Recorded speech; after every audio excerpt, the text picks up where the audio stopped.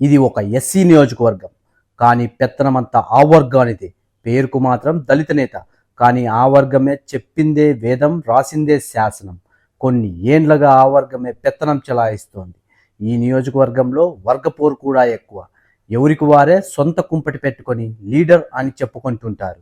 దళిత నేతలు వాళ్ళ చేతుల్లో కీలుబొమ్మల్లాగా మారుతున్నారా? అసలు ఈ నియోజకవర్గం ఎక్కడ ఉంది? మరి వచ్చే సార్వత్రిక ఎన్నికల్లో ఆ నియోజకవర్గ భవిష్యత్తు ఏమిటి?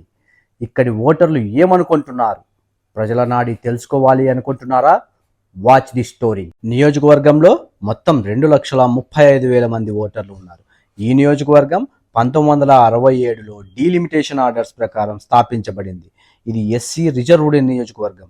ఈ నియోజకవర్గంలో గార్లదిన్న, సింగనమల, పుట్లూరు, ఎల్లనూరు, నార్పల, బుకరాయ సముద్రం మండలాలు ఉన్నాయి. ఈ నియోజకవర్గంలో ఎవరు గెలుస్తారో వాళ్ళ ప్రభుత్వమే ఏర్పాటు చేస్తారని సెంటిమెంట్ ఇక్కడ నాయకుల్లో బలంగా వినిపిస్తుంది. అందుకే బలమైన నాయకులకు సీటు ఇవ్వాలని అన్ని పార్టీలు ఆలోచిస్తుంటాయి. అనంతపురం జిల్లా సింగనమల నియోజకవర్గంపై వైఎస్ఆర్సీపీ జెండా ఎగురుతోంది. యువ నాయకురాలు జొన్నలగడ్డ పద్మావతి ఈ స్థానానికి ప్రాతినిధ్యాన్ని వహిస్తున్నారు. 2014లో మొట్టమొదటిసారిగా వైఎస్ఆర్సీపీ పార్టీలో చేరి నియోజకవర్గ సమన్వయకర్తగా కూడా పనిచేశారు. తన సమీప ప్రత్యర్థి యామిని బాలా చేతిలో ఓడిపోయారు. తర్వాత కూడా ప్రజల సమస్యల మీద కూడా పోరాటం చేస్తూ మేలుకొలుపు అనే కార్యక్రమం పేరిట పాదయాత్ర చేస్తూ ప్రజల్లో చైతన్యం తీసుకుని వచ్చారు. 2019లో జరిగిన అసెంబ్లీ ఎన్నికల్లో సింగనమల నియోజకవర్గం నుంచి పోటీ చేసి తన సమీప ప్రత్యర్థి తెలుగుదేశం పార్టీ అభ్యర్థి బండారు శ్రావణి మీద 46,000కు పైగా భారీ మెజారిటీతో గెలిచి తొలిసారి అసెంబ్లీలో అడుగుపెట్టారు. ఈమె నియోజకవర్గంలో పర్యటిస్తూ తాగునీరు, సాగునీరు పేరిట చెరువులు నింపడం, హంద్రినీవా పథకంలో భాగంగా 1.4 టీఎంసీ నీటిని తీసుకురావడం, నవరత్నాలు, గడప గడపకు వంటి కార్యక్రమాలు చేశారు. కానీ వచ్చే ఎన్నికల్లో పోటీ చేయడానికి మాత్రం టికెట్ దక్కలేదు.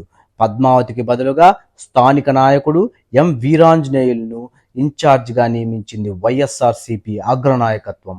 మాదిగ సామాజిక వర్గానికి చెందిన నాయకుడు ఆయన.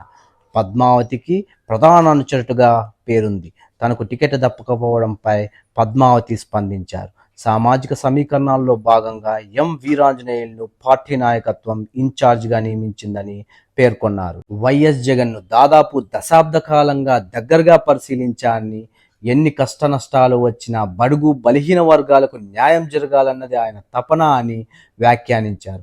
కొత్త ఇన్ఛార్జ్ వీరాంజనేయులకు సంపూర్ణ సహకారాలు అందిస్తామని తేల్చి చెప్పారు. సింగనమల నియోజకవర్గ అభివృద్ధి, జగన్ను మళ్లీ ముఖ్యమంత్రి చేసుకోవడం తమ లక్ష్యమని పేర్కొన్నారు. ఇది ఇలా ఉంటే జొన్నలగడ్డ పద్మావతి విమర్శలు కూడా ఎదుర్కొంటున్నారు. తెర ముందర మాత్రం పద్మావతి ఎమ్మెల్యే, కానీ తెర వెనకాల మాత్రం అన్ని కార్యక్రమాలు, పనులు భర్త సాంబశివారెడ్డి చెక్క పెడుతున్నారని పేరుంది.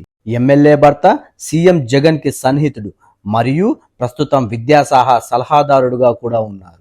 నియోజకవర్గంలో ఎమ్మెల్యే మీద వ్యతిరేకత లేదు, కానీ పేరుకు మాత్రం దళిత ఎమ్మెల్యే. పెత్తనమంతా అగ్రవర్ణ రెడ్లది. ఎమ్మెల్యేని నేరుగా కలవడం కుదరదు. అధికారులు కూడా ఆమెను నేరుగా ఫోన్ చేసి మాట్లాడలేరు. పిఏగా ఉన్న సాంబశివారెడ్డి సన్నిహితుడు ఎర్రస్వామిరెడ్డి ద్వారానే ఎమ్మెల్యేకి మెసేజ్ వెళ్ళాలి. ఎమ్మెల్యే కుటుంబ పెత్తనం మీద వైసీపీ నాయకుల్లో అసంతృప్తి ఉంది, కానీ ప్రత్యామ్నాయంగా ఇంకొక వర్గం లేకపోవడంతో ఎమ్మెల్యేకి అసమ్మతి బెడదలేదు. కానీ దీనికి పద్మావతి మాత్రం ఇవన్నీ బేస్లెస్ కామెంట్స్ అని, పెద్దగా రెస్పాండ్ కావాల్సిన పని లేదు అని విమర్శించారు. యువగలం పాదయాత్రలో లోకేష్ మాట్లాడుతూ జొన్నలగడ్డ పద్మావతి వారానికి 5 రోజులు బెంగళూరులో, 2 రోజులు అనంతపూర్లో పనిచేస్తారు. ప్రజా సమస్యలు ఆలోచించరు. పేరుకు ఎమ్మెల్యే, కానీ పెత్తనం మొత్తం భర్త సాంబశివారెడ్డిది. ఈ నియోజకవర్గంలో 8 మంది ఎమ్మెల్యేలు ఉన్నారు. మండలానికి ఒకరు ఉన్నారు. కనీసం ఒక గుంట కూడా పూడ్చలేరు. రోడ్లు అధ్వానంగా తయారు చేశారు. 500 ఎకరాలు భూ కబ్జా చేశారు. ఎన్నికల ముందు సొంత ఇల్లు కూడా లేని పద్మావతి ఇప్పుడు 25 కోట్లతో ఇల్లు కట్టుకుంది. ఎస్సీ శ్మశాన భూమిని కూడా కబ్జా చేశారు ఈ వైసీపీ నాయకులు. ఇక్కడ ఉన్న సోలార్ కంపెనీల నుండి ₹1 కోటి కప్పం కట్టించుకుంటున్నారు ఈ కుటుంబం. తెలుగుదేశమే సింగనమలని అభివృద్ధి చేసింది, కానీ వైసీపీ ప్రభుత్వం నాశనం చేస్తోంది అని విమర్శించారు. ఇటీవలే సింగనమల ఎమ్మెల్యే జొన్నలగడ్డ పద్మావతి ఫేస్బుక్ లైవ్లో హాట్ కామెంట్స్ చేశారు. పరోక్షంగా మంత్రి పెద్దిరెడ్డి రామచంద్రారెడ్డిపై విమర్శలు గుప్పించారు. సింగనమల నియోజకవర్గం అంటే అంత చిన్న చూప, ఒక ఎస్సీ మహిళను కాబట్టే అంత చిన్న చూపు చూస్తున్నారు. ఎస్సీ నియోజకవర్గానికి నీళ్లు వదలాలంటే మీకెందుకు అంత బాధ? సింగనమల నియోజకవర్గానికి నీళ్లు తీసుకురావాలంటే ప్రతిసారి యుద్ధం చేయాల్సి వస్తుంది. మీకు నీరు కాకుండా కొంతమంది సీఎం వద్ద పంచాయతీలు పెట్టే స్టేజ్కి వెళ్ళింది. జిల్లా నేతలు తమ నియోజకవర్గంలో అభివృద్ధి జరగకుండా ఇరిగేషన్ అధికారులు కూడా నిర్లక్ష్యంగా మాట్లాడుతున్నారని ఆవేదన వ్యక్తం చేసింది. కనీసం ఒక్క చెరువుకు నీళ్లు విడుదల చేయాలని అడిగితే కూడా జిల్లా అధికారులు పట్టించుకోలేదు.